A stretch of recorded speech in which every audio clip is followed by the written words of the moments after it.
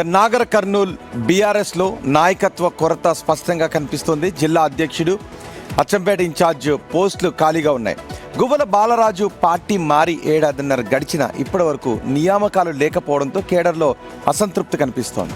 మరి జనార్దన్ రెడ్డి తాత్కాలికంగా బాధ్యతలు తీసుకున్నా పూర్తి స్థాయి లీడర్షిప్ లేకపోవడంతో ఆ కొరత పార్టీ కార్యక్రమాలపై కనిపిస్తోంది.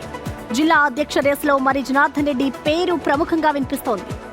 మరోవైపు ఇన్ఛార్జ్ రేసులో ఆర్ఎస్ ప్రవీణ్ కుమార్, శ్రీకాంత్ భీమా ఉన్నారు. అధిష్టానం నిర్ణయం కోసం ఎదురు చూస్తున్న పార్టీ శ్రేణులు త్వరగా నియామకాలు చేపట్టాలి అని డిమాండ్ చేస్తున్నారు. మరింత సమాచారం మా ప్రతినిధి శంకర్ అందిస్తారు. శంకర్, ఏంటి నాగర్ కర్నూలులో బీఆర్ఎస్ నాయకత్వ కొరతను ఏ విధంగా తీర్చబోతోంది? ఎస్ రోహిత్, ఇప్పటికే నాగర్ కర్నూలు జిల్లాలో ఈ యొక్క బీఆర్ఎస్ కు సంబంధించి పార్టీ అధ్యక్షుడు లేడు. 2023 ఎన్నికల తర్వాత అనూహ్య పరిణామాలు చోటు చేసుకున్నాయి. ఆ తర్వాత గువ్వల బాలరాజు పార్టీని వీడి బీజేపీ పార్టీలో చేరారు. ఆ తర్వాత అచ్చంపేట నియోజకవర్గం ఇన్ఛార్జితో పాటు నాగర్ కర్నూలు జిల్లాకు సంబంధించినటువంటి అధ్యక్ష పదవి అంతా కూడా ఖాళీ అయితే వస్తుంది. అయితే చాలా సందర్భాల్లో కేటీఆర్, హరీష్ రావు నాగర్ కర్నూలు జిల్లా కేంద్రంతో పాటు కానీ ఏంటి ఇంతవరకు బాలరాజు పార్టీ మారి ఏడాది అయినా ఇంతవరకు ఎందుకు ఇన్ఛార్జ్ నియమించలేదు? కారణం ఏంటి? ఎస్, అంటే రోహిత్, ఖచ్చితంగా అక్కడ పార్టీని బలోపేతం చేయాల్సినటువంటి అంశాలపై పలుమార్లు ఇక్కడ ఉన్నటువంటి స్థానిక లీడర్లంతా కూడా వారికి చెప్తూనే వస్తున్నారు. ఖచ్చితంగా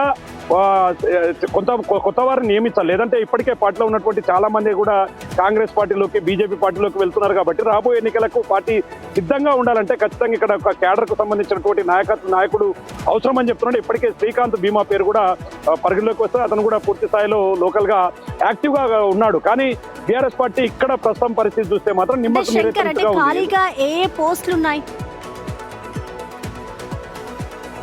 అక్కడ అచ్చంపేట ఇన్ఛార్జ్ పోస్ట్ ఒకటి ఖాళీగా ఉంది. నెక్స్ట్ నాగర్ కర్నూలు జిల్లాకు సంబంధించి అధ్యక్ష పదవిలో గువ్వల బాలరాజు అక్కడ ఎమ్మెల్యేగా ఉన్నాడు.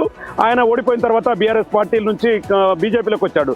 ప్రస్తుతం త్వరతగతిన ఈ పోస్టులను ఫుల్ఫిల్ చేసి అక్కడ నాయకుడిని పూర్తి స్థాయిలో ఉంచితే తప్ప ప్రస్తుతం అక్కడ పార్టీ కోలుకునే పరిస్థితి అయితే లేదు. దీన్ని అనుగా చేసుకున్నటువంటి కొన్ని పార్టీలు, కాంగ్రెస్ కావచ్చు, బీజేపీ కావచ్చు, అక్కడ ఉన్నటువంటి మరికొంతమంది సీనియర్ నాయకులు కూడా తమ వైపు తిప్పుకొని తమ పార్టీలో చేర్చుకునేందుకైతే పావులు కలుపుతుంది. ఇలాగే కొనసాగితే మాత్రం బీఆర్ఎస్ పార్టీకి రాబోయే ఎలక్షన్ లో గడ్డుకాలం తప్పదనే చెప్పవచ్చు. ఇప్పటికే నాగర్ కర్నూలు ఎమ్మెల్యే కూడా పూర్తిగా దీని మీద ఫోకస్ పెడుతున్నానని చెప్పినప్పటికీ అప్పుడప్పుడు మాత్రమే ఇది సజావుగా కొనసాగుతుండటంతో పార్టీ నేతలు అసంతృప్తిని వ్యక్తం చేస్తున్నారు. రోహిత్, రైట్, చూద్దాం నాగర్ కర్నూలులో ఖాళీగా ఉన్న అధ్యక్ష పోస్ట్ను ఎప్పుడు భర్తీ చేస్తుందో. కొంత క్యాడర్ అయోమయానికి గురయ్యే అవకాశం ఉంటుంది. దిశానిర్దేశం కోసం ఎదురు చూసే అవకాశం ఉంటుంది. గువ్వల బాలరాజు తర్వాత ఎవరిని నియమించకపోవడం పార్టీలో కొంత అయోమయానికి, గందరగోళానికి దారితీస్తుంది.